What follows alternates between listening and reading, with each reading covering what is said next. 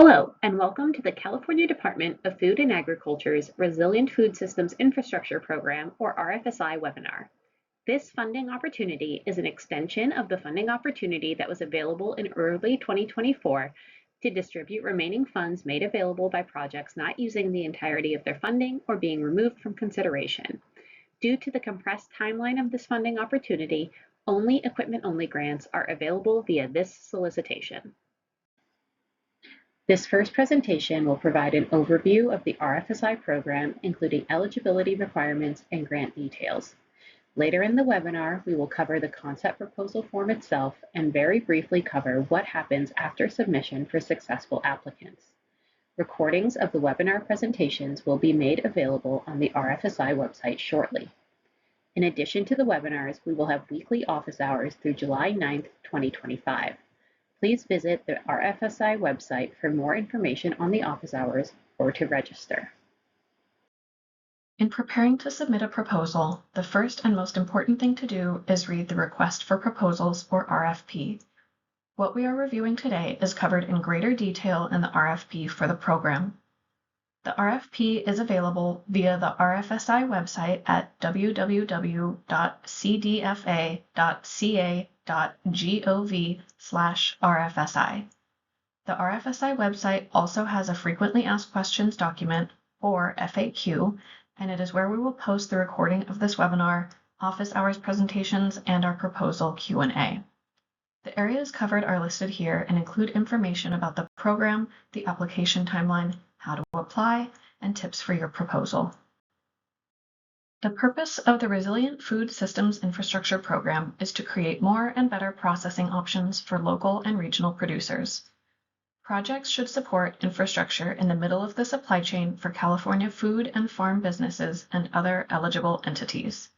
Specifically, this refers to activities in the processing, aggregation, and distribution stages of the supply chain. Projects focusing on the production or retail stages are not eligible for RFSI funding.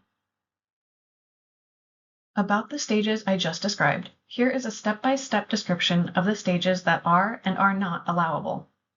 Processing food, including post-harvest in-field processing, on-farm processing, processing in a facility, and value-added production are eligible. Storing food, including aggregation and cold storage, are eligible. Distributing food between farms, distribution centers, and food hubs are all eligible.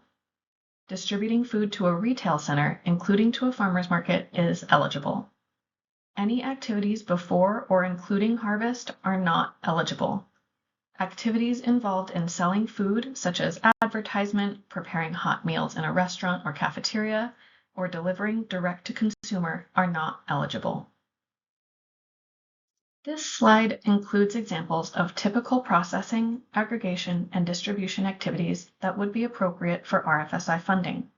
These include packaging, including grading, sorting, and labeling, processing, canning, preserving, or pasteurizing crops, extraction of juice, oil, nut meat, etc. from crops, processing crops such as chopping, washing, peeling, drying, hulling, milling, shelling, etc., creating value-added products via cooking, baking, juicing, fermenting, distilling, processing, etc. Note that preparing ready-to-eat meals, such as in a cafeteria or restaurant, is not eligible. Storing food in either a processed or non-processed state. Note that storage in a retail center, such as a store or restaurant, is not eligible. Moving food between farms, distribution centers, processing facilities, food hubs, etc. Moving foods to a retail center, including farmers markets. Note that this list is not meant to be all-inclusive. Similar activities would also be appropriate for the RFSI program. A note on commodities. All projects must benefit California-grown producers and processors. Eligible commodities include specialty crops, dairy, grain for food, eggs, beverages, and other sectors, given that the products are meant for human consumption. Eligible specialty crops include fruit, vegetables, dried fruits, tree nuts, horticultural products such as tea or honey, and culinary and medicinal herbs and spices. Note that some specialty crops such as floriculture or ornamental trees are not intended for human consumption and therefore not eligible for RFSI funding. Aquaculture is eligible. The commodity must be managed for a major portion of its lifespan to be considered aquaculture. Wild caught or harvested fish, seafood, or plants are not eligible. Meat and poultry, cannabis, and dietary supplements are not eligible. Entities eligible to apply to the RFSI program include agricultural producers or processors, or groups of agricultural producers and processors, nonprofit organizations operating middle-of-the-supply chain activities, local government entities operating middle-of-the-supply chain activities, tribal governments operating middle-of-the-supply chain activities, institutions such as schools, universities, or hospitals bringing producers together to establish cooperative or shared infrastructure or to invest in equipment that will benefit multiple producers' middle-of-the-supply chain activities. All applicant businesses and organizations must be domestically owned, and applicants' facilities must be physically located within the state of California. Projects must primarily benefit crops grown in California. Because this funding opportunity is an extension of the 2024 solicitation, there are a few additional considerations. Prior recipients of RFSI funding are not eligible to request or receive additional funding, including under another business entity and/or unique entity identifier, or UEI. Projects that may trigger environmental or cultural review are not eligible. This includes any stationary equipment to be installed outdoors on any surface other than pre-existing at the time of application, hardtop surfaces such as asphalt, concrete, etc. Projects involving ground disturbance are not eligible. Finally, applicants should be ready to make their purchases immediately upon execution of their grant agreement. Purchases must be complete by December 31st, 2025. This is how funding for the program works. The USDA gives funding to CDFA, and CDFA subawards funds to recipients. The grant duration is short, as this funding opportunity is to distribute remaining funding. Grants may begin upon approval from USDA and the execution of a grant agreement with CDFA. Purchases must be completed by December 31st, 2025. Grants will continue until March 31st, 2026 to allow recipients time to complete other project goals. Again, only equipment-only grants are available at this time. The funding amount is $10,000 to $100,000. Here is a more detailed look at the timeline for the RFSI program. Office hours will continue through the application period. Please visit the RFSI website for more detail and to register. Proposals are due no later than 5:00 p.m. on Thursday, July 17th, 2025. After review, CDFA will work with applicants to complete grant proposals between August and September 2025. CDFA will submit successful proposals to USDA for approval in October 2025 and wait for the USDA's final say regarding which projects receive funding. We anticipate announcing and awarding funds in December 2025, then executing grant agreements. As a reminder, all costs must be spent and all purchases completed by December 31st, 2025. Recipients will then have until March 31st, 2026 to reach other project goals. Only simplified equipment-only grants are available in this funding opportunity. These are fixed-price grants, meaning this track will fund only a single equipment purchase. A production or processing line where several smaller components work together to accomplish one task may be considered a single piece of equipment. Applicants should demonstrate in their proposal that all pieces are necessary to the production or processing line. Reasonable delivery, freight, and/or installation costs may be included if necessary for the project. This grant cannot be used for associated facility upgrades, staffing, travel, indirect, or other costs, even if these costs are necessary for the project. These costs must be covered by the applicant in that case. The amount awarded will be equal to the cost of the equipment, between $10,000 and $100,000. Matching funds are not required for equipment-only grants. Recipients may opt to provide match to cover the cost of equipment above $100,000 up to $200,000. Equipment with a total cost greater than $200,000 is not eligible. Approximately $2.3 million will be available. There are several ways to receive assistance with your proposal application other than attending or viewing this webinar. CDFA will hold weekly office hours between June 25th and July 9th, 2025 on the dates listed here. To view the office hours schedule or to register, please visit the RFSI website at www.cdfa.ca.gov/RFSI. CDFA has compiled a Frequently Asked Questions or FAQ document also available on the RFSI website. Finally, CDFA will conduct 3 rounds of Q&A to address general questions about the application process. The schedule is listed on the RFSI website as well as on this slide. Note that the deadline to submit questions will be July 11th, 2025 at 8:00 a.m. Pacific Time. Please remember, the best reference is the Request for Proposals or RFP available on the RFSI website. Because funding for the RFSI program is provided by the federal government, all organizations submitting proposal to the RFSI program are subject to the federal cost principles. Federal cost principles are regulations based on organization type used to determine allowable costs and ensure consistent treatment of costs. Applicants are responsible for identifying the federal cost principles appropriate to their organization and ensuring consistent application of the cost principles to the RFSI grant funds. All organizations other than for-profit organizations are subject to the administrative requirements and cost principles in the 2 CFR 200. For-profit organizations are subject to the 48 CFR subpart 31.2. Links to these regulations have been provided in the RFP. However, to help simplify the interpretation of these regulations, we have prepared an allowable and unallowable cost table reference also included in the RFP. The table provides overall guidance for the handling of common costs and includes USDA and CDFA requirements specific to this program. Note that proposals with unallowable costs may be subject to disqualification, so we strongly encourage you to make use of this reference. Further, grant recipients must comply with the National Environmental Policy Act, or NEPA, National Historic Preservation Act, NHPA, Endangered Species Act, ESA, and all other federal environmental laws and regulations, as well as any state and local laws and regulations. Selected proposals will undergo an environmental review. As a reminder, any proposals that trigger a secondary review are not eligible for this solicitation and will be removed from consideration.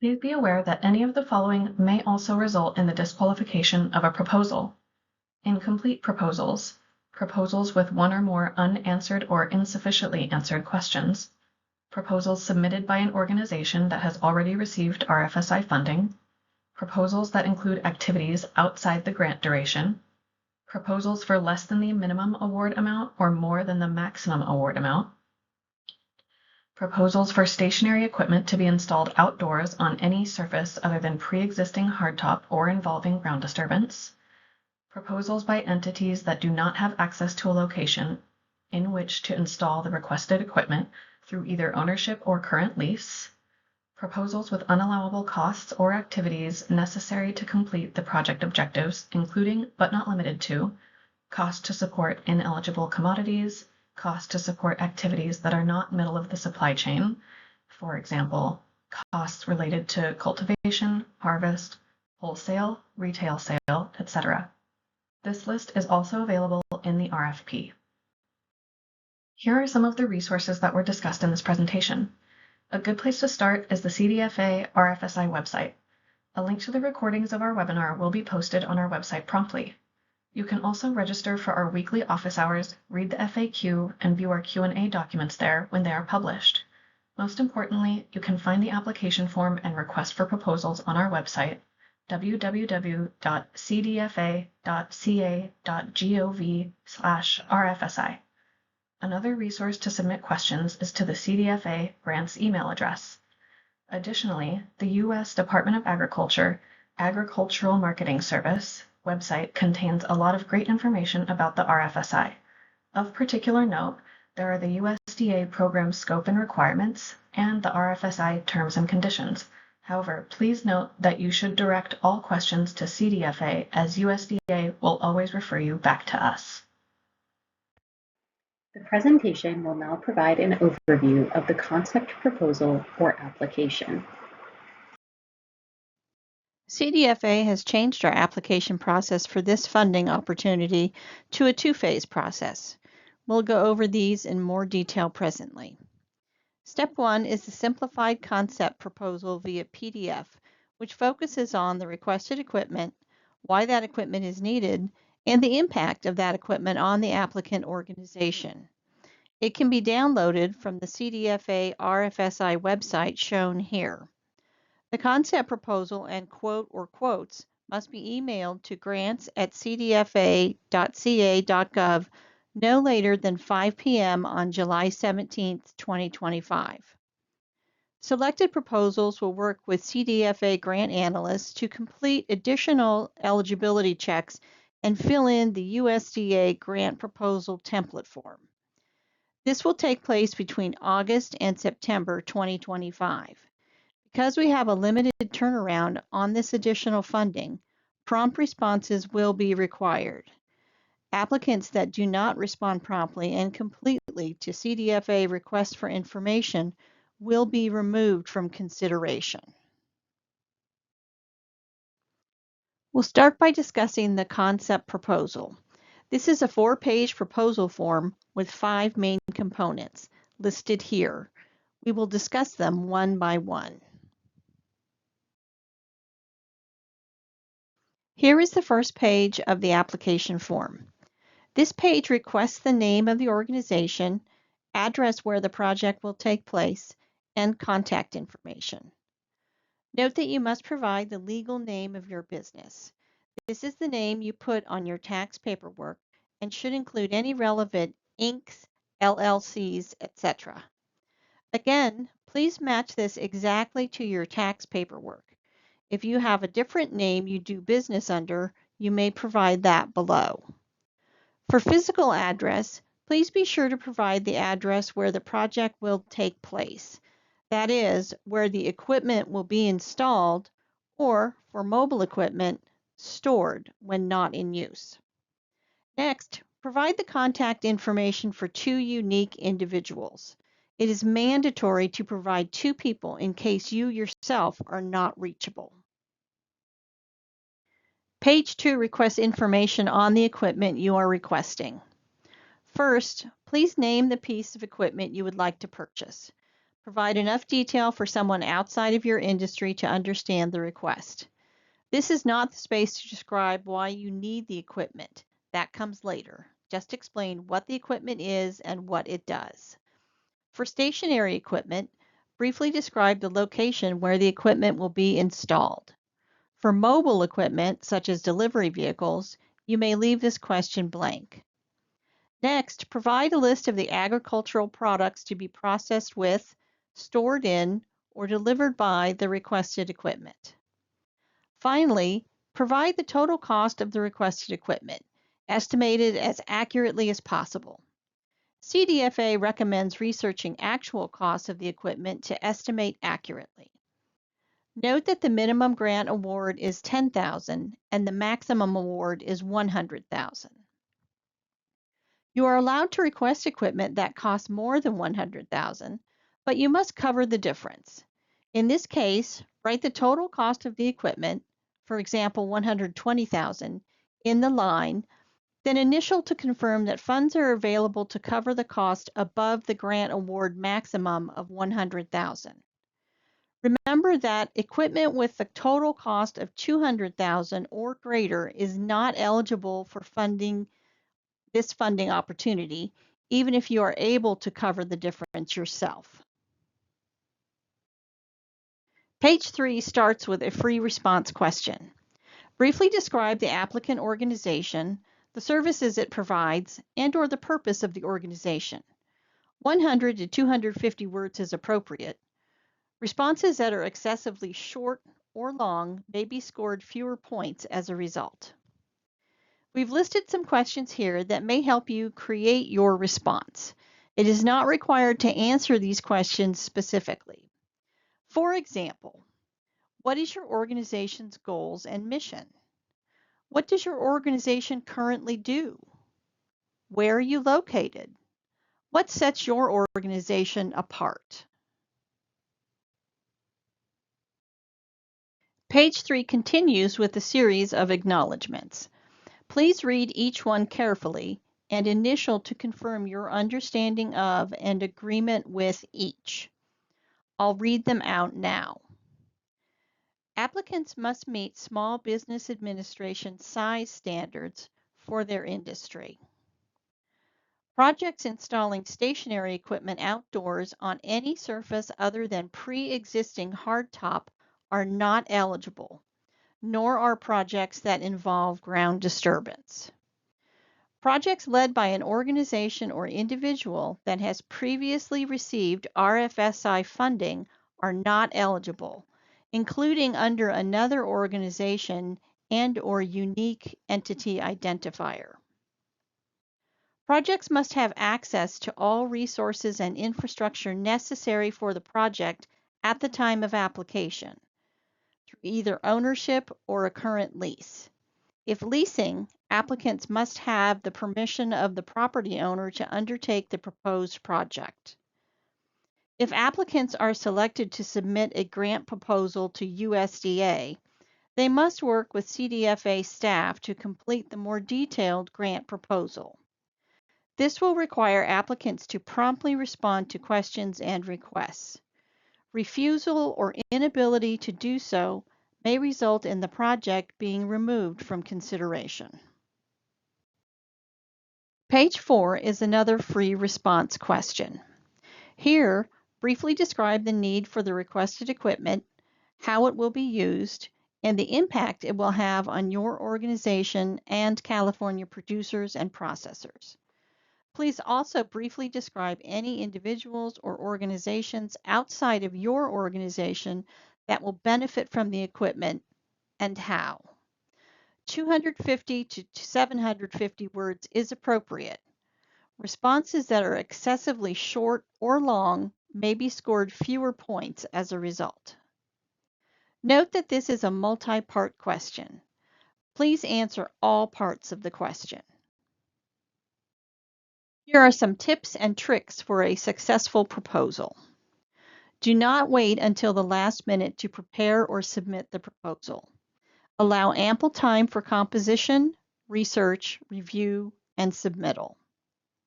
Compose answers to questions in a word processing document so they can be checked for grammar, spelling, syntax, and overall clarity before entering them into the concept proposal PDF. Keep answers clear, concise, and in response to the question asked. Double-check the project budget to ensure costs requested are reasonable and well-researched. Ensure costs requested match the provided quotes, which should be detailed and complete. Give your proposal to someone unfamiliar with your organization. Are they able to understand your organization's current activities, what equipment will be purchased and how it will be used, and the goals for and impact of the proposed project? Lastly, review the request for proposals. Once you are satisfied with your concept proposal, it's time to submit. Save your PDF with a title that makes sense, such as your organization name. Then email it along with your quote or quotes to grants@cdfa.ca.gov with the subject line 2025 RFSI, and then your organization name also in the subject line. This information is at the top of the application form, seen here for easy reference. CDFA will acknowledge receipt within 2 business days. CDFA highly recommends submitting your proposal as soon as possible so that there is time to address any technical challenges. Corrupted, illegible, or blank files will not be accepted, nor will files hosted on other platforms. such as Google or Apple documents. Paper concept proposals will not be accepted via mail. CDFA cannot assist with technical issues on the day the proposal is due. Remember, the deadline is July 17th, 2025 at 5 p.m. Pacific Time. Proposals received after this time will not be accepted. The next and final presentation will provide a very brief overview of what happens for successful applicants after the submission of a concept proposal. What happens after the due date? Starting July 18, 2025, CDFA will conduct a review of all received concept proposals. Disqualified proposals will be notified within 21 days of the due date. In this case, that date is August 7th, 2025. CDFA will reach out to the most highly scored proposals on a rolling basis between September and October 2025. I would like to emphasize that this step will take place on a rolling basis. So if you don't hear from us September 1st, that does not mean you have not been selected. Each proposal will work with the CDFA grant analyst to complete additional eligibility checks, which we'll discuss in more detail on the next slide, and to complete the USDA grant proposal form. Because the timeline for this funding opportunity is condensed, prompt responses to CDFA's request will be required. Projects that cannot or do not respond may be removed from consideration, and the next highest scoring proposal brought up to take that place.